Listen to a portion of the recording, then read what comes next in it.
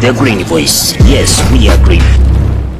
Agenda za mkutano mkuu huu maalum kubwa ni 3. Ya kwanza ni kupokea taarifa ya utekelezaji wa ilani ya uchaguzi kwa serikali zote mbili. Serikali ya Jamhuri ya Muungano wa Tanzania katika kipindi sasa cha miaka 5. Na taarifa nyingine ni ya serikali ya Zanzibar. Kwa hiyo tutapokea taarifa za miaka 5 za utekelezaji wa ilani za serikali zote mbili.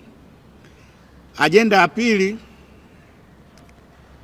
itakuwa ni uzinduzi wa ilani ya uchaguzi ya Chama cha Mapinduzi. Tunaelekea katika uchaguzi mkuu utakaofanyika Oktoba. Sasa vyama vya siasa vinajinadi kupitia ilani na wagombea. Kwa hiyo Chama cha Mapinduzi kitazindua rasmi ilani ya uchaguzi ya mwaka 2025 kuelekea 2030.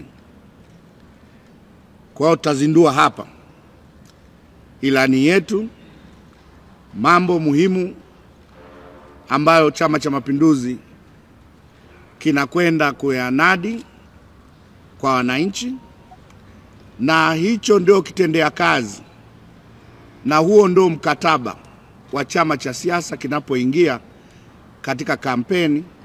Kinawaahidi wananchi ili kikichaguliwa, basi ilani hiyo ndio mkataba na wananchi katika kutekeleza ilani hiyo. Agenda ya 3 itakuwa ni marekebisho madogo tu ya katiba ya Chama cha Mapinduzi.